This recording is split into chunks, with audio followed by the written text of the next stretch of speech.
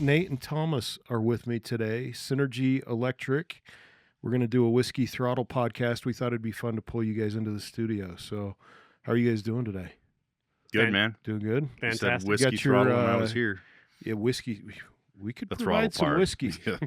Not the whiskey part. Yeah. Yeah, I've heard that you two on sleds, and I've actually ridden with you before. Not you yet, but I've heard Whiskey Throttle is a common thing. Yeah, well, sometimes. Yeah, trees are found, and Not so much on the sled, but definitely on a dirt bike. Yeah, definitely on the dirt bike. I've seen you turn it over. rolling. I don't hit the once in a while I get the trees. Thomas has got a few trees. I hit though. the trees with a snow machine. Yeah. I do some tree trimming. Dude, I was actually talking to, I think it was Zach Ogden the other day, and he was telling me he ran search and rescue. Did he have to pull you out of a ravine once? Pulled my brother out. He did. My younger brother, just younger than me. So you guys run hot. That's for sure. That's why I get along with you. I love you guys. So We do have a good time. today we thought it'd be fun. Let's do a real quick intro just so people know who you are. Synergy guys. Nate, what's your position there? I don't know what you call it. VP, I guess, if you want to go by definition. Okay. President, vice president, whatever. But I estimate and just kind of keep the show going. Yeah. He's being modest. From we have from like a global perspective. When we have multiple owners, we all call ourselves VPs, but he runs the majority of everything at Synergy Electric. Okay. So And I've El seen Jefe. that. Yeah. El Jefe, the chief. Yeah. I've seen the offices. Right. And then we got Thomas Causey. What do you, if he's the VP, what's your role? I'm just a supporting actor. I help manage and run the solar department, and probably be managing and starting a full service division here sooner or later. Dude, you guys have your hands in a lot of different things. Like, do. you're not just doing electric. You guys are doing, like, jellyfish lighting you do, which that, in my opinion, kind of falls outside of the scope of an electrical company. Yep. Like electricians. You do solar. Like, you talk to me a little bit about how you guys do that and how you decide, hey, we're going to run after one of these ancillary businesses. Well, a lot of times it's from just people asking us.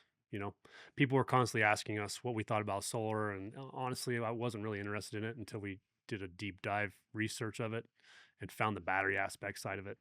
Just because our power is pretty cheap here in Southeast Idaho for now. It continues to rise, but once I did more research and clients were asking for it, we were doing less generators and more battery installs, and I was like, well. In this industry, it changes all the time. So you just have to stay on top of the changes and embrace them rather than being like, oh, we're not going to offer that. It's like, nope, let's figure it out and offer the best possible solution in that sector.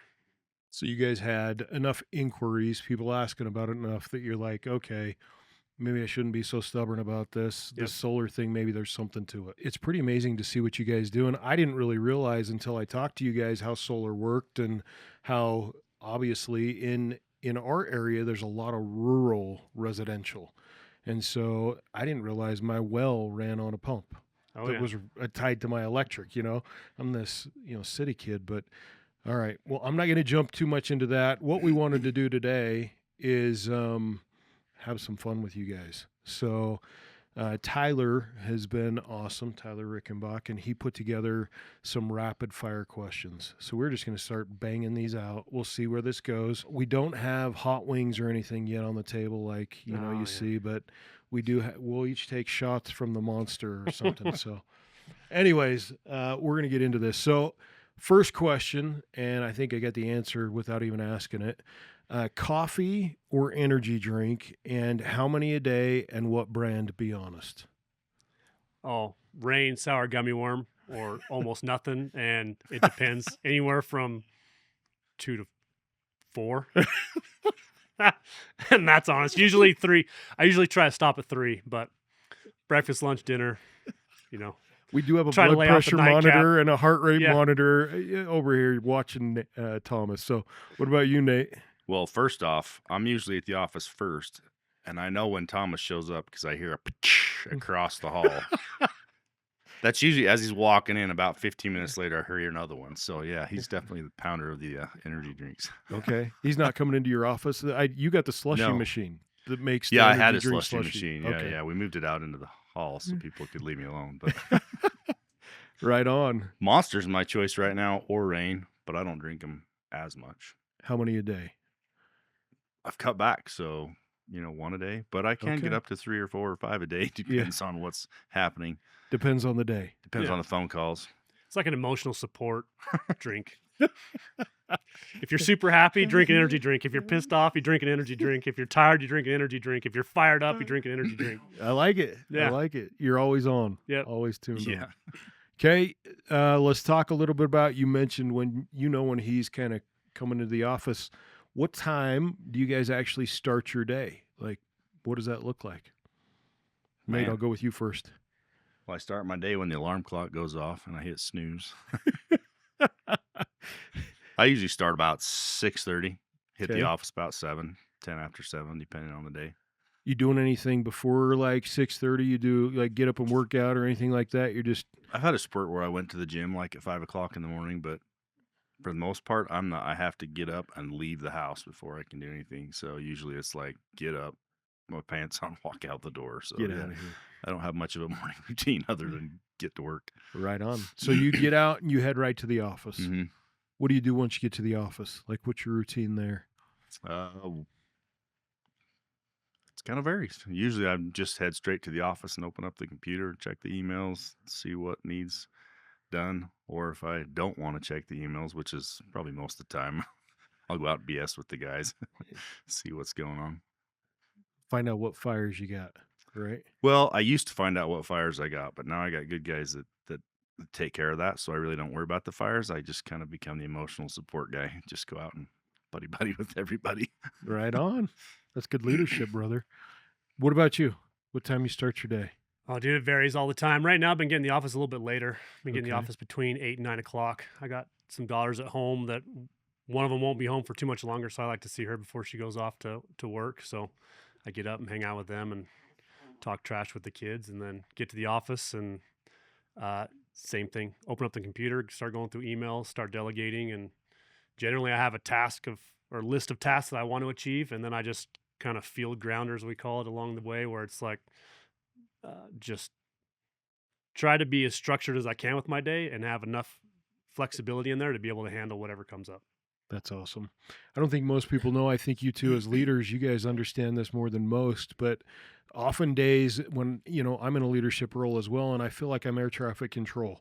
It's mostly like, okay, you can land here, you land here, you make sure you're like, we're more directing the traffic and the work than actually getting our hands dirty at a job site or something like that. There is some of that, but at the end of the day, it's more, okay, let's make sure that everybody's where they need to be, Yep. that all the resources are there, that the company's running, and that it's profitable. Yep. So Generally, awesome. by the time we usually get a problem that nobody else can solve, so it's gets kicked around, and then it's like, hey, somebody needs to figure this out.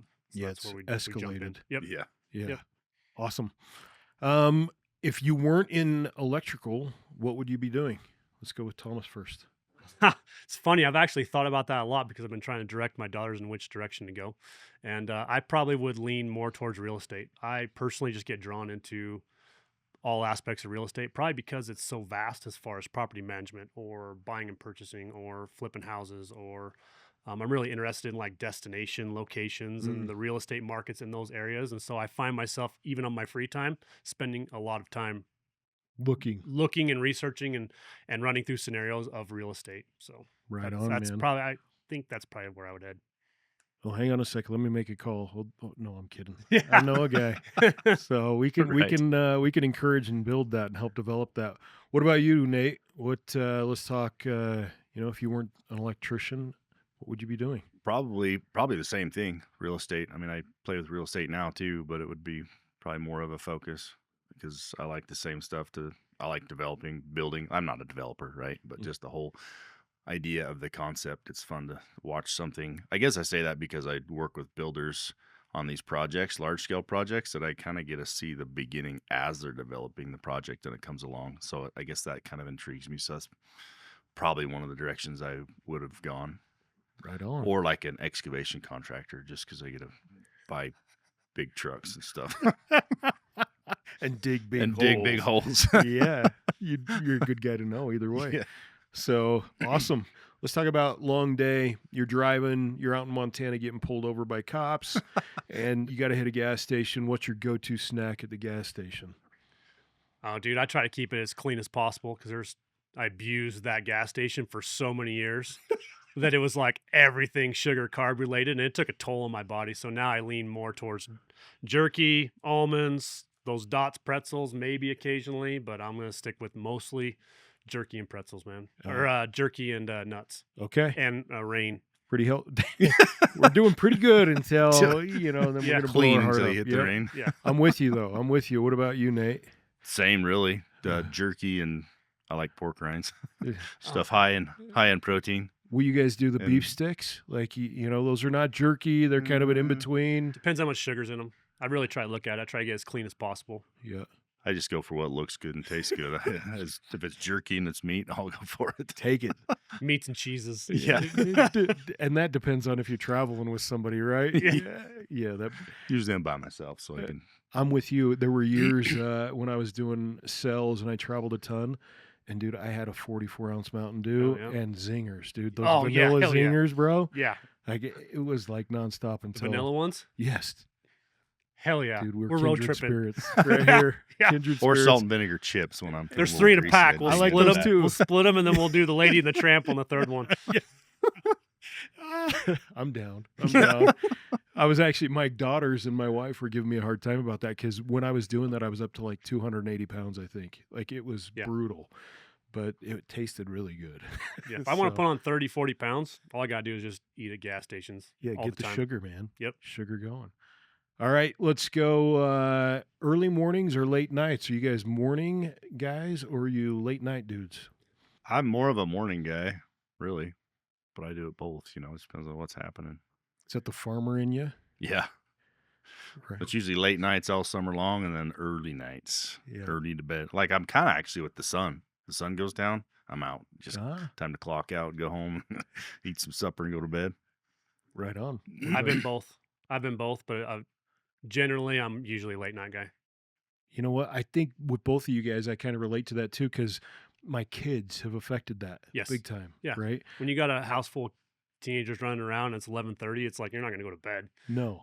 So it's a great season of life. So I just embrace that. There's times where I was super early up and then I try to get home, and then when the kids would go to bed earlier, then I could get to bed earlier. And now I get up a little bit later and I stay up later with them. Yeah, it's valuable time. You're not going to get that back. So No. Cool. Let's go. What's the first thing you do when you get to the shop or to a job site? We're looking at patterns here. Oh man. Usually, like a big job for me, I'll usually kind of just sneak in the door and just walk around without calling or seeing or talking to anybody, and just kind of. That's the big jobs. The smaller jobs, you can just see it and then just go straight to the guys. But some of these jobs that I go on, and they're miles away And massive. and massive, So I'll just. So you're kind of doing Feel the it. undercover boss thing, like, hey, Yeah, and I don't. Not really with that intention, but it happens. yeah. Let's see Well, hey, what's what are you going doing on. over there? Why are you sleeping? Yeah, I'm naturally a super talkative dude to begin with. yeah, that A too. little more reserved. Yeah. What about you? I'll look for the guys. First thing I do is go Good find right them. to 'em. Mhm. Tell me, what's one thing about electrical work people don't realize until they're in it? I think how it makes you competent in almost everything, as far as it's such a skill on how to problem solve that you get to where you get this mentality where it's like it doesn't matter what the problem is, you'll find a way to fix it. And I think that if at first, when you first get into the trades, that gets a little frustrating because everything you have to learn everything, so you feel like every task you get you're inadequate at, and that doesn't really go away, but you just get comfortable with being like, okay, I don't understand this right now, but I'm going to figure it out and fix it, because there's so many things that use electricity in the house. And you'd be surprised how many homeowners are like, well, this thing plugs into a wall, so it's your problem. Like, hey, my microwave doesn't work. You're like, well, the outlet has power. I'm sorry, you need a new microwave. But that's just one situation where I think you get so comfortable at just fixing whatever, and our tools allow us to be really capable of fixing almost anything. So that's, I think, the most valuable thing is just this comfort level of problem solving. Kind of become a Swiss Army knife. Yeah, In all exactly. situations. Yep. What do you think? A lot the same, but one thing that I think that we've experienced or I've experienced with our guys is the more they get to know, you start to kind of realize there's a lot more left to learn.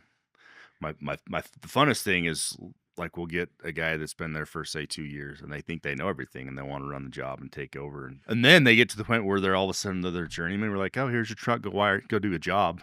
Like a week into it, they're like, What am I doing? oh, what am I doing? And I didn't realize you had so much on your plate. I'm sorry I was such a prick to you when I was an apprentice and giving you all the that I did, because I don't know how you're dealing with these 4 guys and the builder and the homeowner and 6 jobs and trying to get it all done. They're just like, oh, yeah, okay, sorry. I was like, that's happened a lot. They've come to Travis now, who's the main guy, and be like, and Nate and Mike are like, oh, sorry, I was such a jerk. I didn't realize what all you had on your plate, So, Don't you think that's kind of human nature? yeah. Human nature is, oh, that's not so hard, or I can do that. I mean, I can do that. How many times do you hear that? And then, you throw somebody into that position and all of a sudden there's a bit of humility, right? Yeah. Like, oh my 17 gosh. trips to Home Depot. Yeah. Let's make a list, pard. Yeah. right? Yeah. What's the most common mistake new guys make, and how long does it usually take to figure it out? I think the new guys don't ask enough questions. I think they'll just assume and get started, and then they have to redo the work, and then they're upset. And it takes them 6 months to get over that, probably. I mean, when the apprentices are coming in, you're learning a whole new language. So you're learning what 12-2 and outlets and receptacles and cover plates and single gang boxes and cut-in boxes. You're learning this language, and once you learn how to speak that language, everything gets a lot easier. But up until then, it's all foreign, and I think they get afraid to ask questions or go break down somebody or and I think that's the biggest problem. Cool. What do you think, Nate? Yeah, I think same thing, but there's also an aspect to that where guys start to get comfortable. Where they think they should know everything, so then they quit asking the questions, and it's kind of a challenge to keep them on track. But then when it finally clicks and they're like, yeah, we need to ask and learn, then they overcome those mistakes. But that's the one thing we try to talk about is you can make a lot of mistakes. You just need to not make the same one over and Don't over make it again. twice. Yeah. So, because I would imagine your industry is changing rapidly, like with all the technology, with everything that's. So there's not only this process of learning the basic fundamentals that you were just talking about, the language, but then you've got continuous learning that's always supposed to be happening. And that's, if somebody has that I've arrived mentality, that generally kills them in whatever they're doing. Yep. I would imagine that's kind of what you're saying here is if you feel like you've arrived, you never arrive here. It's always a challenge. you can't stay on top of it. It changes so fast. Right on. This is a good one. So what part of the job still gets you fired up after all these years? Probably walking the final product, because we have some like museum quality 5-star high-end projects, and when you walk it at the very end, you're like, holy cow. Especially those timeless type of products where you don't really know, like you say, after the landscape's matured for a year or so, you don't know if that house is 100 years old or brand new, and that's really cool. Nice. What about you, Nate? There's kind of like 2 spots for me for like certain jobs. It's kind of in the beginning when it's breaking ground, you start to see things go up, especially on a lot of these bigger jobs, how long they're going to last. It's like, oh man, the butterflies start to happen because it's like, there's a lot of stuff that's going to happen in the next 3 years on this job. And then like right towards the end, you show back up on the job site, or even if you're on the job site, because this has happened a number of times, you get out of your truck and you look around, you're like, holy we've got 200 out of 250 units done and a couple left. Like, what are we going to do in the next year? Because this will be done in 6 months. So that gets me fired up too, just to see how much has actually happened and where we've come. That's pretty legit. I kind of got to experience that with you a couple weeks back when we went up to that Anderson cabin. I mean, both of you guys, kudos to you guys. That place is amazing. And what was really cool for me to see was, you hadn't been there in how long? At least 2 years. Yeah. So your guys are running that job, taking great pride in it, crushing it. Travis, just he's getting all the kudos, right? Yeah. And And it was just kind of cool to see your eyes when you're kind of looking around that place going, oh my gosh, we did a great job here, you Yeah. know? And they threw a ton of curveballs at you guys. They were like, Oh, it was a constant curveball. It was a tornado is what it was. it was just, a Pinterest tornado yeah, from it what I just understand. could change. And it was actually probably, I don't know, maybe I'm weird, but when we walked in, they're like, Nate, does he work with Travis? I'm like, yeah. Yes, I do. You know, 'cause I guess kudos to Travis and his crew because they were just ran it like it was their own. And so, you know, they took pride in their work, and that was just awesome to me to be like, I'm the guy in the background and these guys get the glory. So That's that was great pretty cool. leadership, man. That's was cool really, to really see. cool. Both of you guys. Okay, let's go. Ooh, this is a good question. What do you care about more, speed or doing it right, and why? Oh, doing it right. Absolutely doing it 100% right all the time. do it right. Because Easy. you can haul ass, and if you got to do it 2 or 3 times, no, it's kind of what we hang our core values on is good installations, proper installations, protecting the public from danger. Right, we're dealing with a very unforgiving product if it's installed wrong, can cause fire or death or shock or whatever, you know. So Mhm. you want to make sure your hot tubs are grounded correctly, your swimming pools are wired right, you know. I don't care how fast you get it done. I mean, we obviously have, you know, profit margins we have to hit, and we have hours of labor hours in there, and we really try to ride that efficiency between that line between being efficient and having a good product, but doing it right is way more important than doing it fast. Well, we do focus a lot on speed, but the right is the first answer, is the right answer. You know, we want it done right. And so a lot of the new guys come on and they see how fast everybody else is working. So sometimes they try to keep up and they can't. So you're like, just, it's all right. You learn how to do it right first, and then the speed will come. We have systems to make it fast and whatnot, but Well, it's repetitions, ultimately, Yeah. right? 100%, it's always the quality, because that is what we hang our hat on, is that it's done right the first time and we're not coming back. You know, that's what we want to be able to say. So What I love about you two and you being owner operators, and this doesn't happen in every business, you know, you guys at any moment, I know both of you guys well enough to say this, you could do any job that you're asking your guys to do. And because of that, not only does that give you an understanding, but you guys know, okay, it should take this amount of time to do these specific things if you're good, Yeah. right? So a guy that's been doing this for a year, this is a good tolerance for that, and that's, you know, in my mind, what makes you guys different is you guys have that, you know what that is, and so you can set those tolerances like, Yep. guys, this is where we need to be for optimal efficiency Yep. and optimal quality. What makes someone successful at Synergy beyond just skill? ownership, What does that mean? meaning owning your actions, owning your own abilities. You know, the guys that come in and own their work, own the responsibility of the job, are the ones that do best, because they just succeed. Because if you're owning something, most of the time you're going to take care of it, make sure it's done right, you know. So if they're truly owning the job that they're doing, they're going to take care of it, and then we can see that because it's just a better quality product. Homeowners are happy, contractors are happy, and when that is all there, they're successful and we're successful, and it's easy to be successful together. Love that. I know that's one of your core values too. What would you say? Work ethic and attitude. You can't teach those. We can teach you all the electrical you want. We can't teach you a good work ethic, and we can't teach you to not be a jerk. If you don't get along with the guys, you don't get along in the carpool, you don't get along with the crew, and we're constantly bouncing you, it's pretty hard to work with. I love that. To me, that says there's standards, right? And generally, here's a follow-up question to that. Do you ever have other people on your team that are fits with Synergy that come to you trying to push people out that aren't?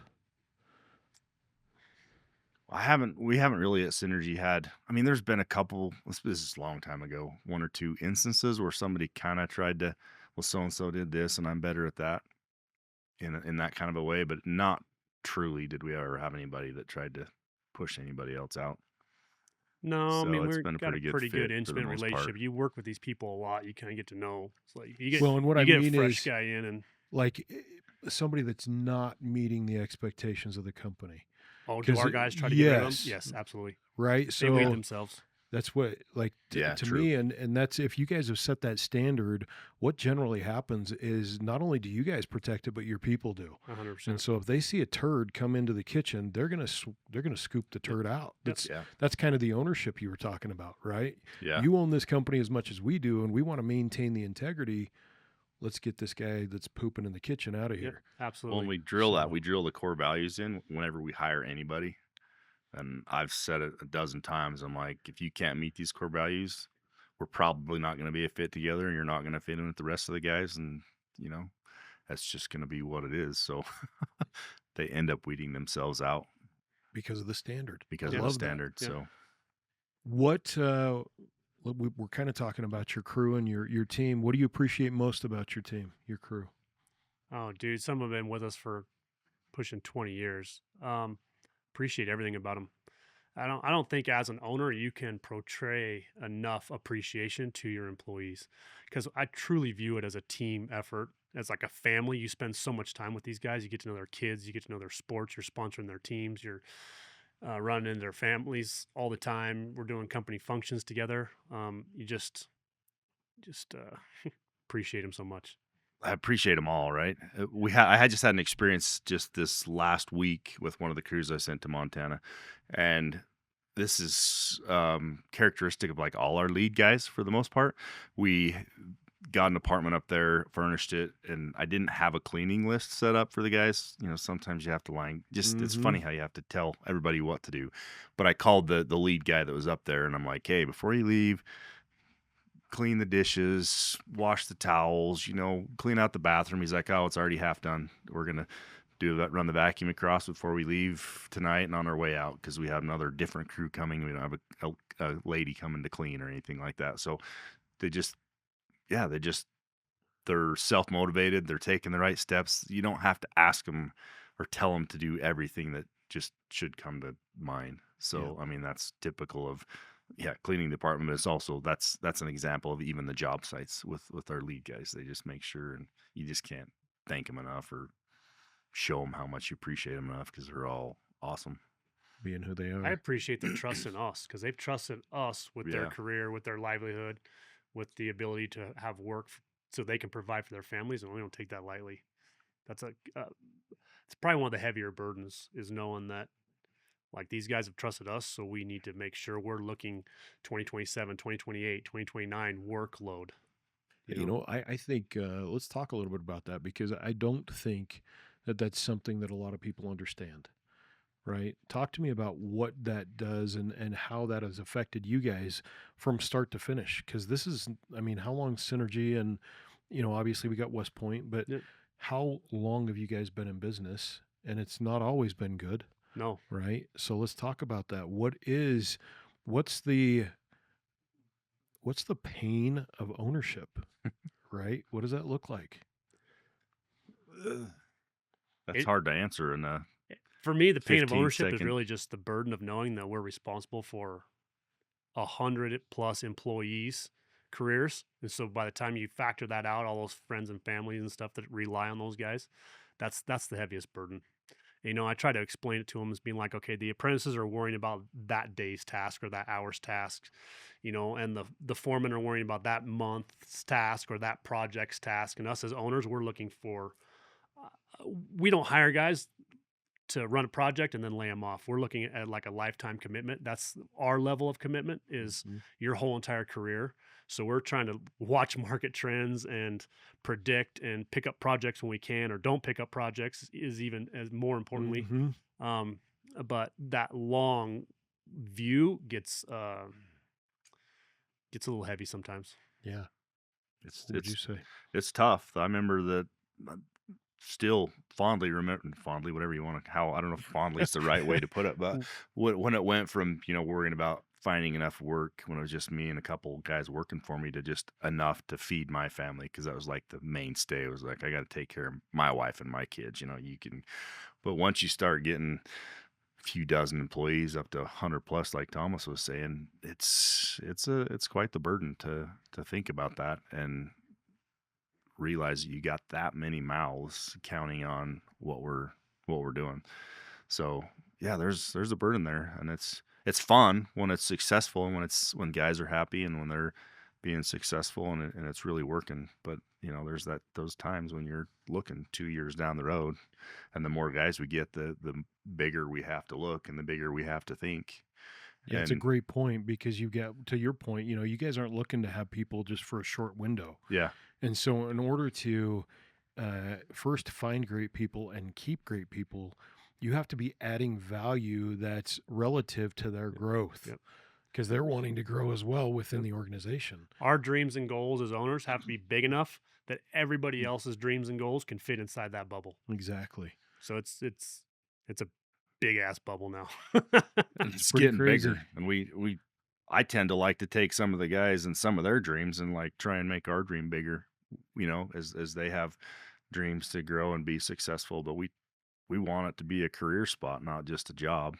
Yeah. And so that's why we have such high standards, I guess, too, if you will, because we want 100%. guys that will be here for the long haul. Well, and if you're going to grow something, that's the only way you're able to do it, is you've got those standards, you've got those core values, and you find people that buy into those, and then it just compounds, right? Because once you find some of those people, well, then they've got a sphere or a circle of influence. It's funny, as you were saying, ownership is so important. I don't think that's something you can teach either. No. Because people own their stuff differently, right? When blame or excuses or justification comes in, it's not ownership. And it's really hard to teach that. Yep. But when somebody has what the guy up in Montana has, that he owned that situation. We're in an apartment, there's a crew coming in behind us. I'm just going to own this. Somebody's got to do it, right?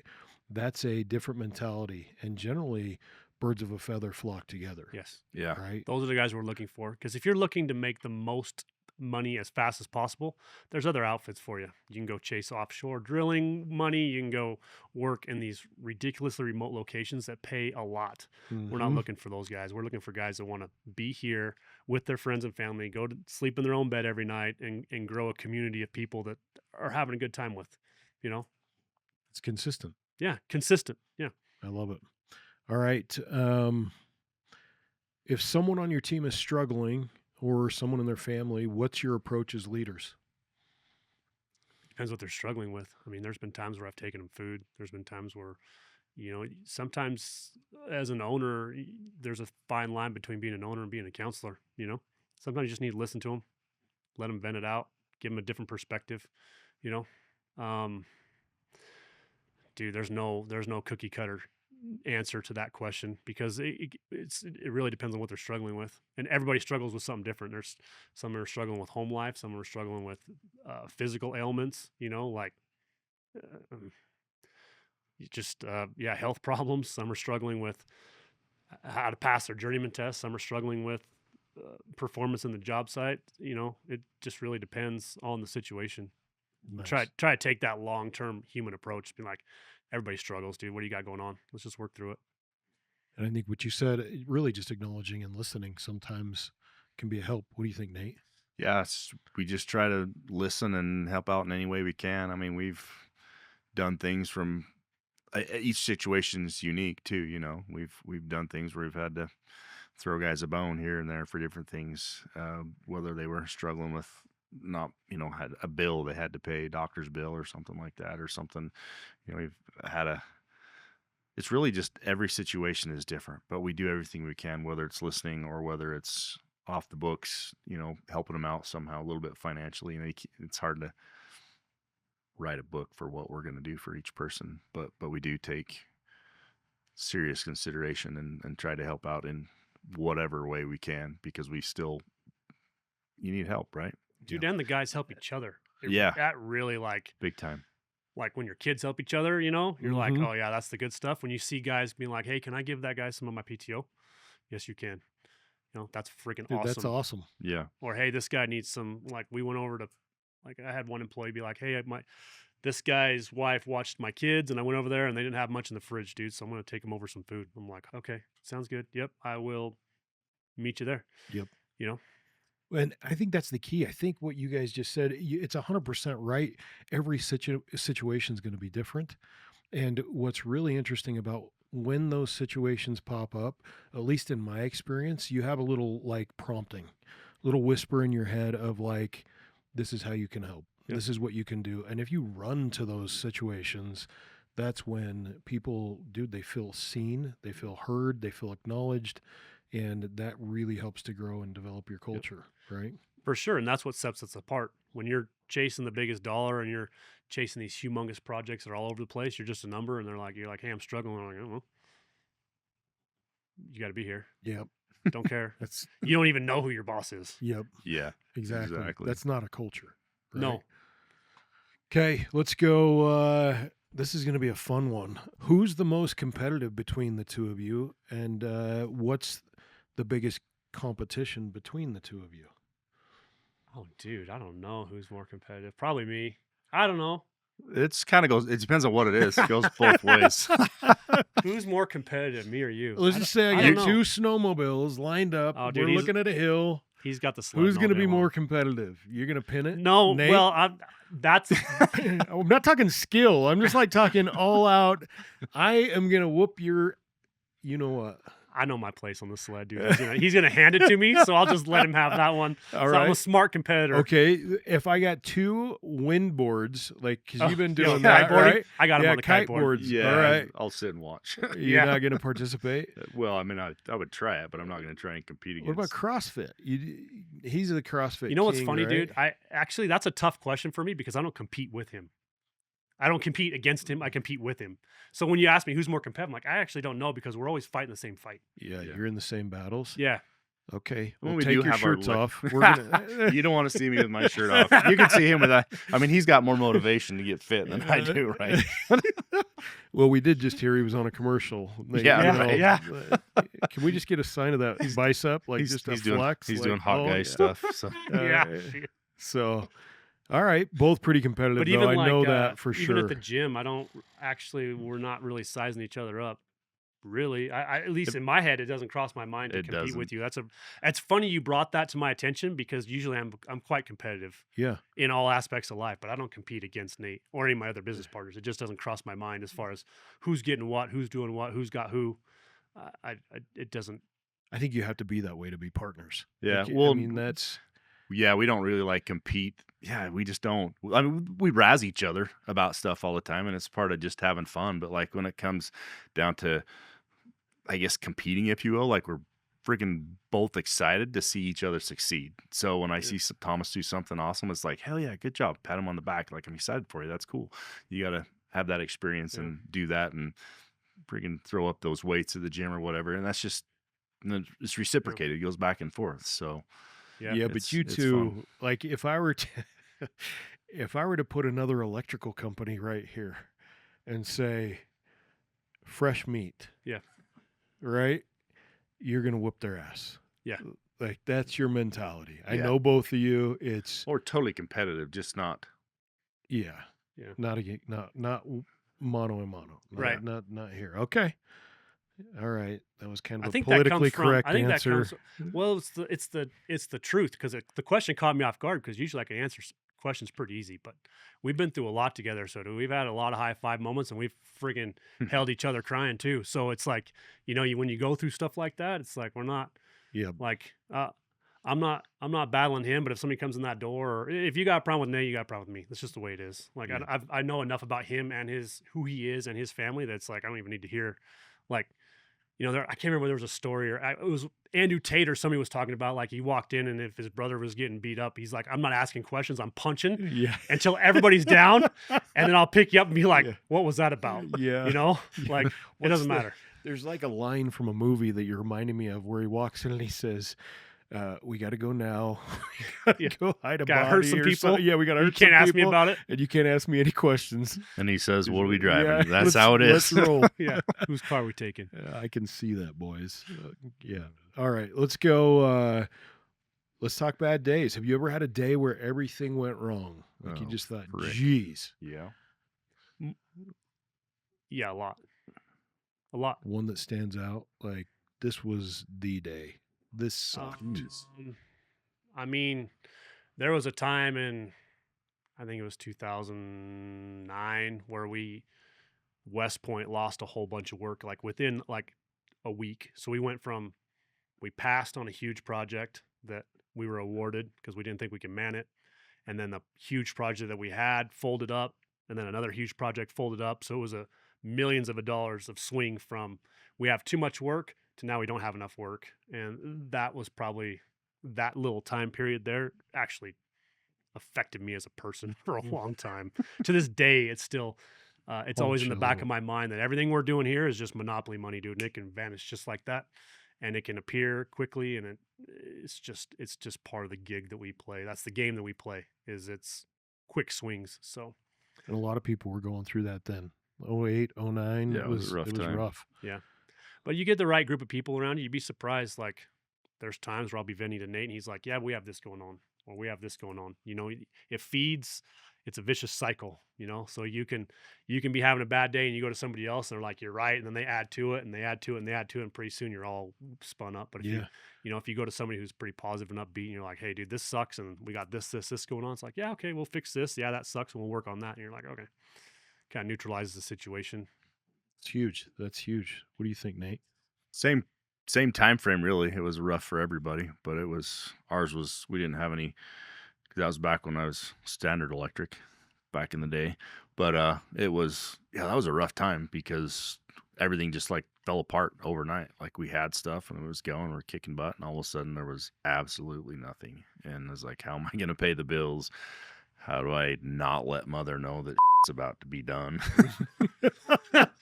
It was I had to do some serious creative financing to keep the wolves at bay, and it wasn't like that bad, but at the same time it was just a big change of thought. And so that was a storm that I needed to weather personally, because it definitely changed the mindset. And it's nice now with the group that we got, because you have those moments and there's always ways to pick it up and fix it and change it and move. So I guess it really helped, like in the problem solving aspect of my life.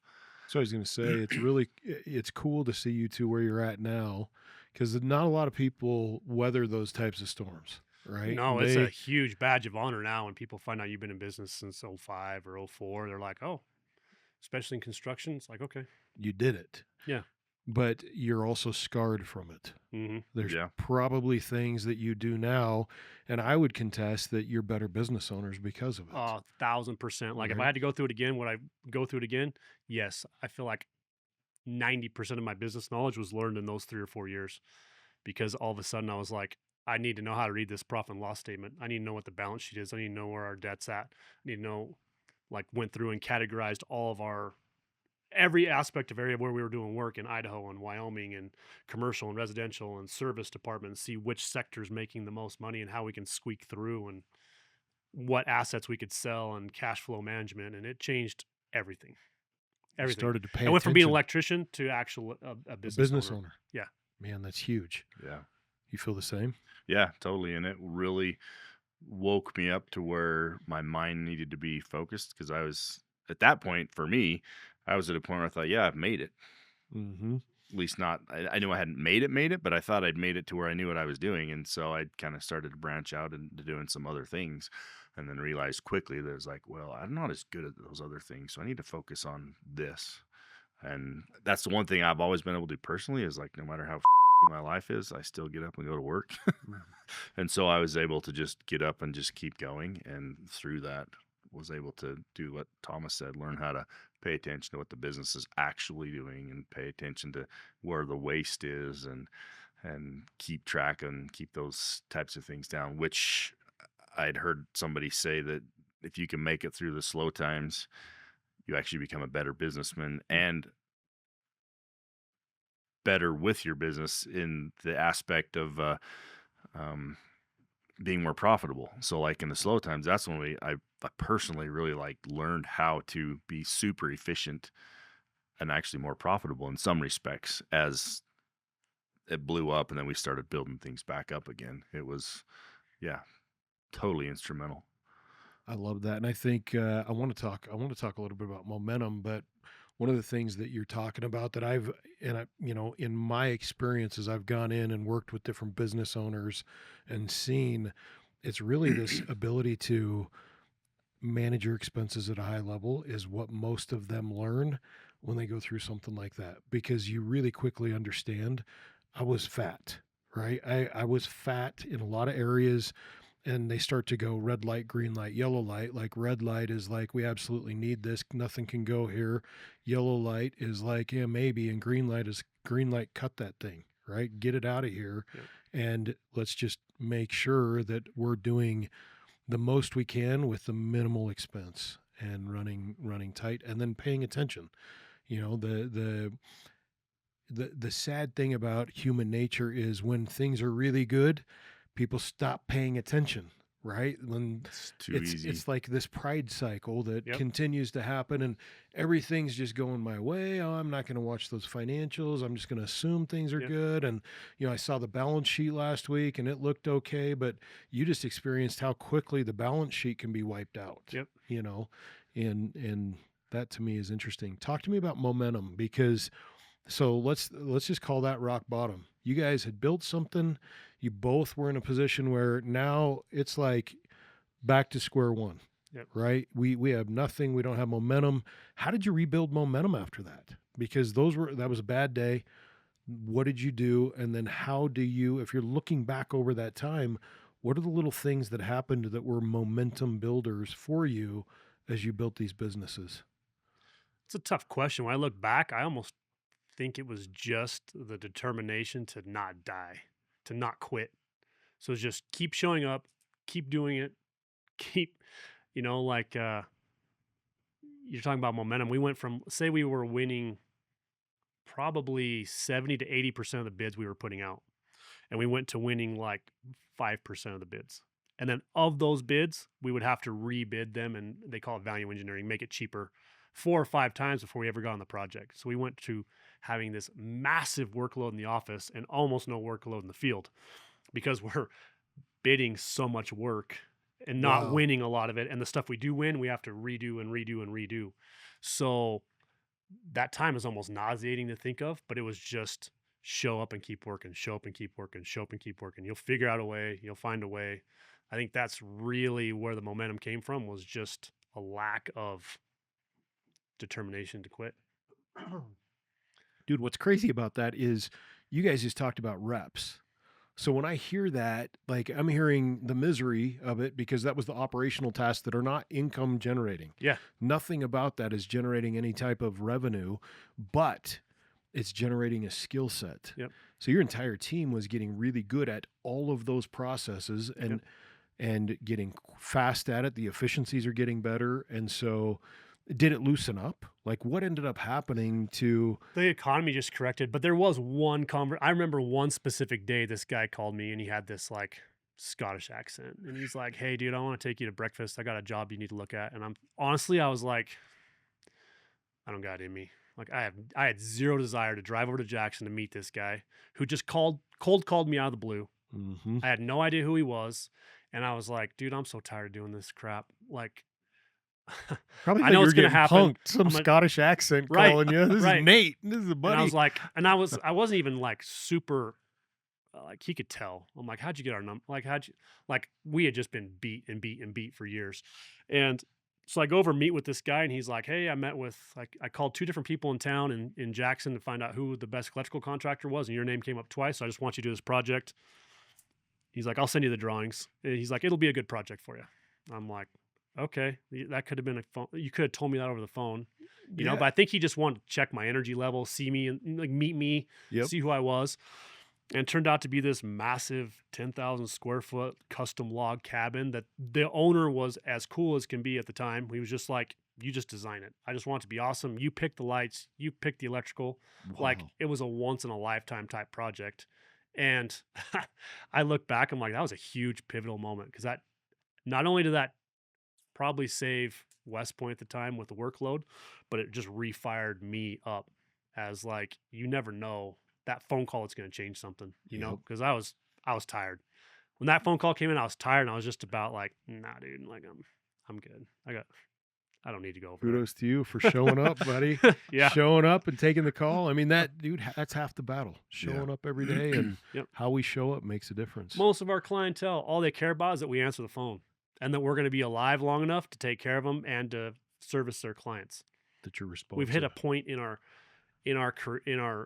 business careers where it's more reputation based than price based by far. It's like, you guys are going to be there. That's who we want to use. Awesome. Would you add anything to that, Nate, as far as momentum goes, like rebuilding? And did you have a moment where a Scottish guy called you out of the blue and said, Well, that's kind of a funny story up too, here. because we were the same way, had a little bit of work, and it was just a daily grind, just annoying, just frustrating because nothing seemed to be going anywhere. And one day I had a couple guys lined out I think I had maybe 2 guys working for me at that point. There just really wasn't a lot going on. I'm like, it was cold outside and I didn't want to go back to the job site myself. So I'm just going to go into Cal Ranch and walk around for a minute. And then I bumped into this guy that I'd been snow machining with once in my entire life. He's like, "Hey, you're an electrician, right?" I'm like, "Yeah."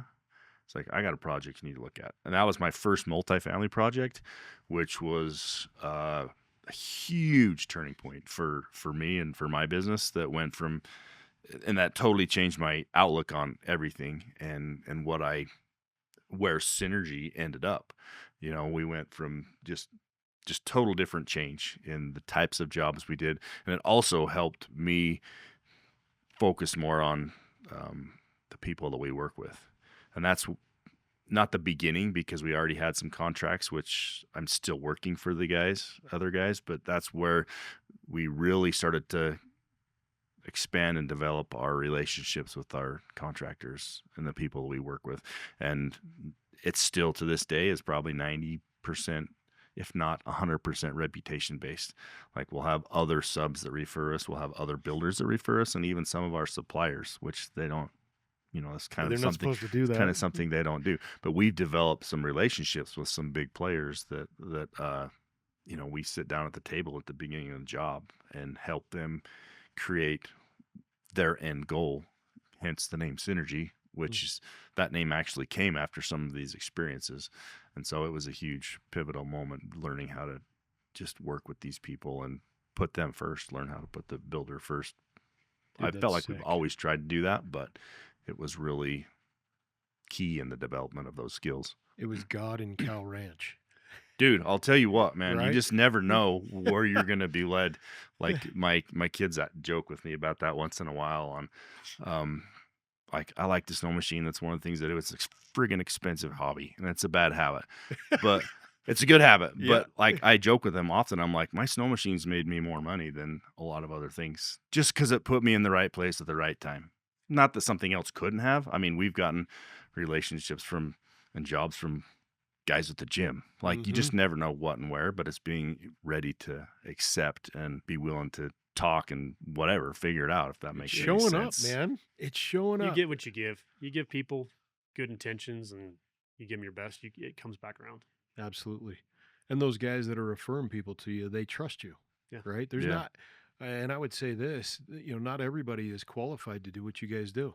No. They're just not. And so if somebody presents them with a difficult job, what's awesome is you guys are at the top of the list and your name's coming out. Okay, I'm going to crank the rest of these out. You guys are doing good. What is, let's talk about your crew and your relationship with them. What's one thing that your crew does or that they would roast you for? Oh, Skinny jeans? definitely not skinny jeans. They'd probably roast me for being like a pretty boy or clean, super clean, organized. Like Yeah. everything's squared away, dude. My house, my truck, my shop, my office. It's like I like it clean and squared away, and they'd probably be like, "Dude, what the hell? You got too much time on your hands." OCD. He's got Yeah. OCD. Yeah. What about you, Nate? I honestly don't know. Too glorious of a beard. Yeah, right. Jeez, I The don't know. dually, like the spikes in the like. I mean, those are no? pretty cool, right? But I Those are don't think they rad. would roast me for that. It's like I don't know. You have to have Travis come in here and tell you what he would roast me for. I will. I'm gonna ask Trav. We're gonna have Trav in here one day just to share secrets of Yeah. the dynamic duo here. So, all right, we're gonna wrap this thing up here with what do you wish someone had told you when you were first starting out? Let's go there. You know what's funny is I think there was a pivotal moment in my business career where one of our partners, we were talking about how bad things can go quickly, and our most seasoned partner, his name's Mitch, he was like, "I've never had all the house of cards fall. I've never had all the cards fall at one time," because we were running these scenarios like if this happens and this happens and this happens, we're done.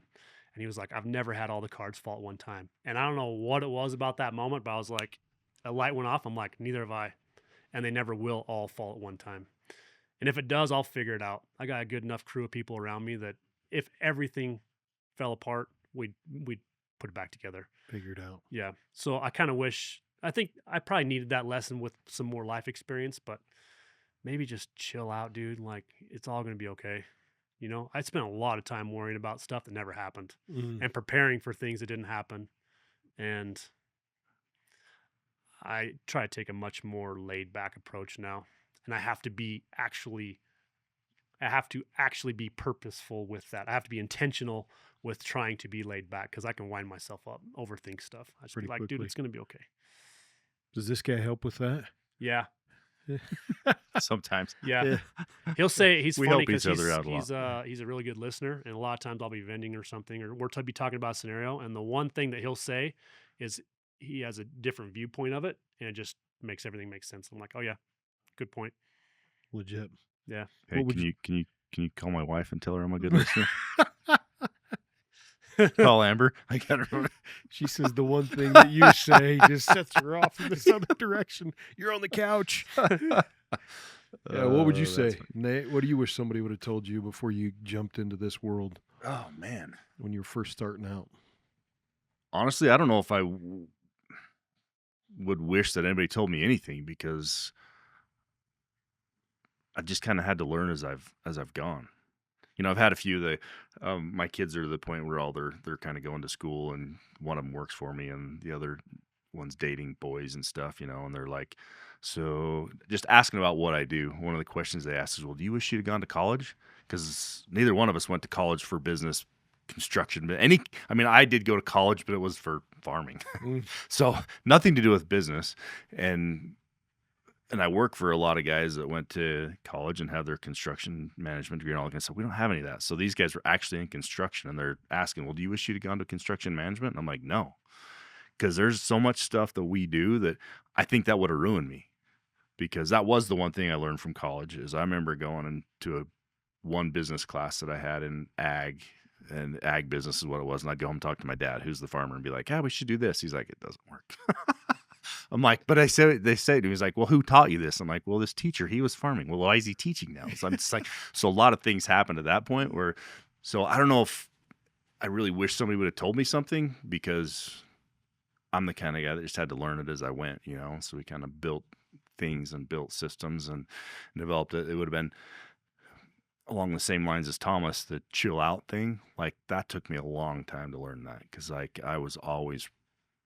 because OA sucked. And I'm like, all right, I don't want to be feeling sick the next time that happens. What have I got to do? So then you start putting all these scenarios in your head, which 99% of them never happen. And when something does happen, it's like our partner Mitch said, all the cards don't fall at the same time, you know? So there's always somewhere to go. And so it's, You know, I think I love that. I did go to school. It took me 8 years to get a bachelor's degree in like technical sales. I have a BS and BS, right? And what I tell my girls is similar to what your dad was telling you. You go to college to learn how to learn if you haven't already learned how to learn. Right. Because, you know, if you think about a college graduate that graduated 10 years ago in any key, like, and especially like marketing, are you kidding me? Marketing has changed. Like what you guys, electrical engineering, like everything changes. And if you don't learn how to learn, you're going to get passed by. Yep. You will become obsolete. Yep. Right. And so you've got that. The other thing that you guys have done that I think is amazing, and I've seen it, is we sometimes when challenges arise, you fall to the level of your systems and models, Mm-hmm. right? And you guys have built amazing systems and models and empowered people around you to utilize and run in those Yeah. worlds, right? And that, because I worry too. Like I'm one of you guys. I'm gonna start calling you guys in the morning, like guys, and I think that actually is natural for most entrepreneurs that I talk to, and why they end up surviving is because you see the potential outcomes and the potential pitfalls, which allows you to create systems and models that will lower the variable rates of those types of things Yep. becoming catastrophic. Yep. Limit your risks. Right. And so that to me is, when I look at what you guys have built, I'm amazed by it. I love working with you guys. I love your crew. When we came in to do headshots, that was a riot. That's just a great crew. And, kudos to you two for building something amazing. If you could leave one thing for everybody, your final, like, hey, this is what makes a difference. This is what I love. It's like your coup de grace, your stamp on life. Like, what's the overall mindset or thing that you would leave with people? Dude, I'm big on that. I have so many of them. It's hard to narrow it down to one. Probably just our first company core value is integrity. I think if you lose that integrity or you lose that high ground, nothing else matters. So, and that's being a good person to other people and being good to yourself too. Love that, Nate. Honestly, it would be the same, like hard work and integrity. If you're being honest with yourself and everybody around you, then you You're can be doing okay. successful, and you'll be okay, no matter what anybody else is saying or doing around you. Because you have those times when you're the one with the integrity and trying not to fall down to what everybody's saying, but people read through that, and so that would probably be the number one. It's just integrity, because people will always see the person that has integrity. Love it. You guys are studs. Thanks for Thank you, being sir. on the podcast. We'll have you again. Cheers. Cheers. Cheers.